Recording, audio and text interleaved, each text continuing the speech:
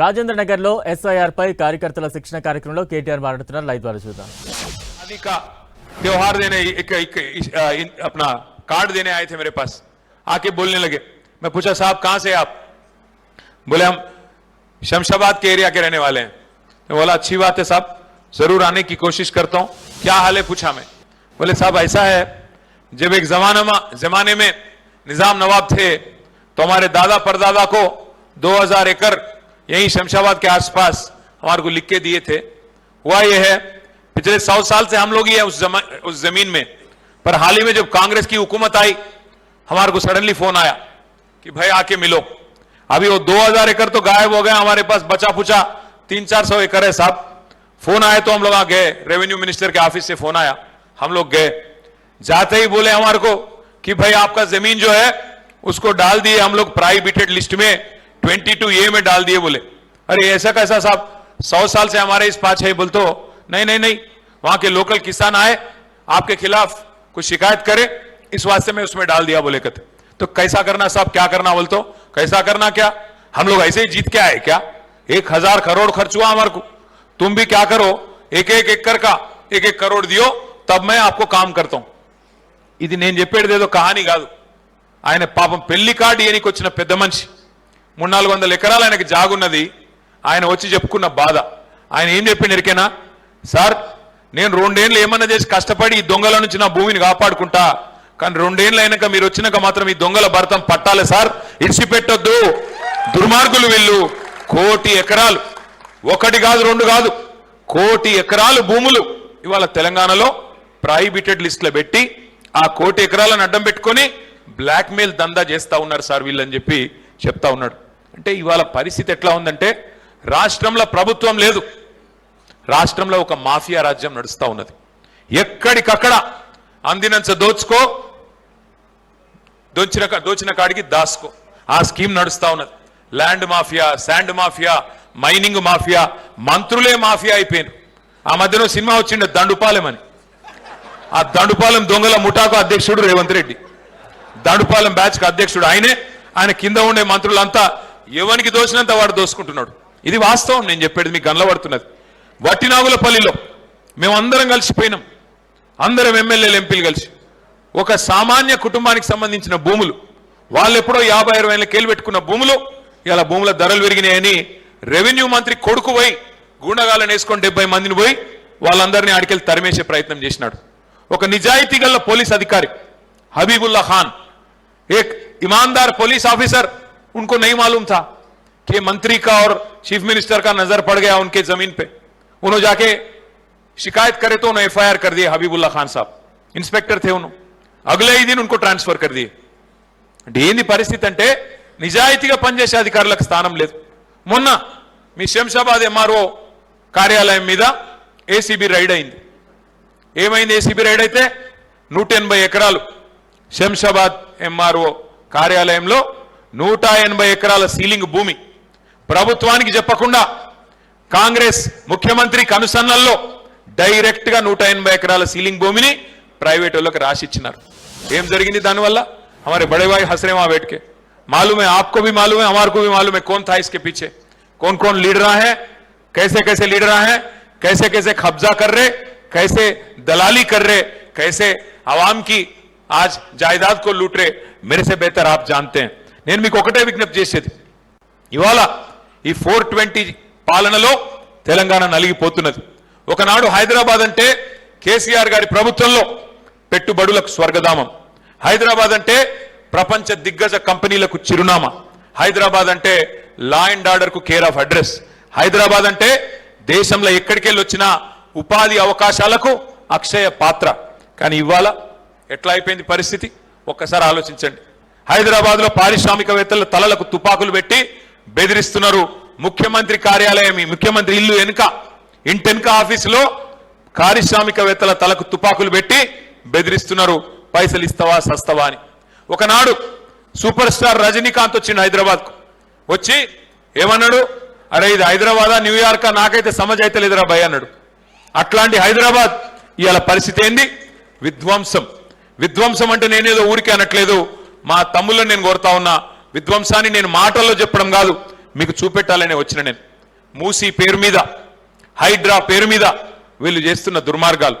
కేసీఆర్ గారి ప్రభుత్వం ఉన్నప్పుడు ఎవరన్నా గరీబోళ్ళు తెలియకనో తెలుసో ఎక్కడన్నా 20 గజాలలో 30 గజాలలో ఒక గుడిసె కట్టుకుంటే కేసీఆర్ గారి 9.5 ఏళ్ల పాలనలో 2.5 లక్షల మంది పేదవాళ్ళకి జీవో నంబర్ 58 కింద 59 కింద పట్టాలిచ్చిన మహానాయకుడు మన నాయకుడు కేసీఆర్.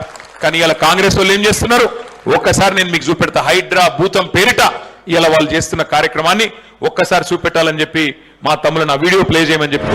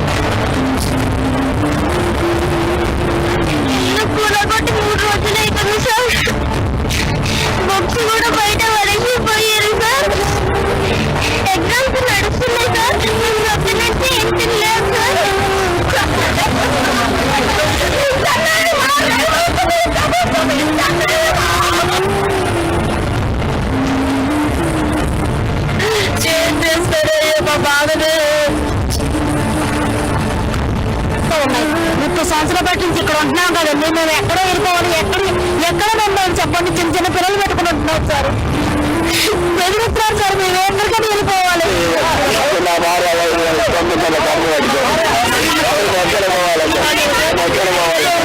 ఇల్లు కాదు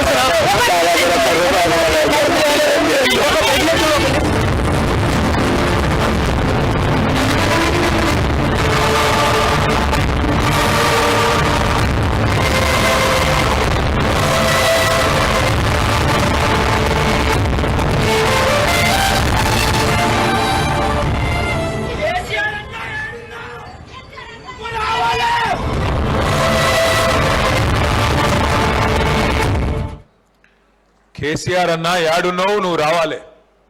కత్తేమో వానికి ఇస్తిరి, యుద్ధమేమో మనల్ని చేయమని వాడుతుంది. ఎట్లా?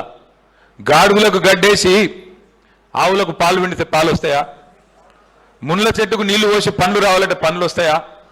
మరి కాంగ్రెస్ వాడిని గెలిపించి కేసీఆర్ అన్నా రావాలి, కాపాడాలంటే ఏం చేయాలి? కాపాడే ప్రయత్నం చేస్తున్నాం. కానీ బాధ ఎక్కడ అనిపిస్తుంది అంటే 420 హామీలు ఎక్కడో పోయినాయి. ఎస్సీ ఎస్టీ డిక్లరేషన్ ఎక్కడ పోయిందో ఎవరికి తెలియదు. బీసీలకు ఇచ్చిన మాటలు ఎక్కడ పోయినాయో ఎవరికి తెలియదు. हमारे माइनॉरिटी भाइयों के साथ बहनों के साथ जो वादा किया गया आपको सब डिक्लेरेशन के जरिए, उसका क्या हुआ किसी को नहीं मालूम. 6 गारंटी बोले, क्या हुआ किसी को नहीं मालूम. आज हालत क्या है? 30 నెలలైంది, 2.5 సంవత్సరాలు అయిపోయింది కాంగ్రెస్ ప్రభుత్వం వచ్చి. హైదరాబాద్ లో మీ రాజేంద్ర నగర్ నియోజకవర్గంలో నేను అడుగుతున్నా, ఒక్క ఇల్లు ఎక్కడన్నా కట్టినరా? ఒక్క ఇల్లు కట్టినరా ఎక్కడన్నా? మీ ఎమ్మెల్యే గారు గోడ దుంకి పోయిండు కదా, ఒక్క ఇల్లు కట్టించిండా ఎక్కడన్నా? ఒక్కటి ఎక్కడన్నా? ఇందిరమ్మ ఇల్లు కట్టినరా ఎక్కడన్నా? కట్టిరా లేదా? కట్టిరా లేదా? వినబడతలేదు, గట్టిగా చెప్పాలి. కట్టినరా లేదా? కానీ ఎన్ని ఇండ్లు గులగొట్టిండ్రు? ఎన్ని వేల ఇండ్లు కూలగొట్టిండు హైదరాబాద్ లో? ఒకటా రెండా? వేల ఇండ్లు ఇలా కూలగొట్టి గరీబుల గోసబుచ్చుకునేది వాస్తవం కాదా? 2.5 ఏళ్ళైంది, ఒక్క ఇల్లు కట్టే తెలివి లేదు, ఒక్క ఇటుక పెట్టే తెలివి లేదు, ఒక్క స్కీమ్ అమలు చేసే తెలివి లేదు. ఏం చేసినవయ్యా రేవంత్ రెడ్డి 2.5 ఏళ్ళు అంటే? ఏం లేదు, తెల్లారు లేస్తే బూతులు, లేదంటే మన మీద కేసులు, అంత తప్ప చేసింది ఏమున్నది? ఏమైనా గట్టిగా అన్నావనుకో, ఏమయ్యా రేవంత్ రెడ్డి గారు మీరే చెప్తారు కదా, 3 నెలల్లోనే 100 రోజుల్లోనే అన్ని గ్యారంటీలు అమలు చేస్తా అని చెప్తివి, 420 హామీలన్నీ అమలైతే అని చెప్తివి. 2000 నవంబర్లో తీసుకుంటే 2000, డిసెంబర్లో తీసుకుంటే 4000 అంటివి, నవంబర్లో తీసుకుంటే 10,000 రైతులకు, డిసెంబర్లో తీసుకుంటే 15,000 అంటివి.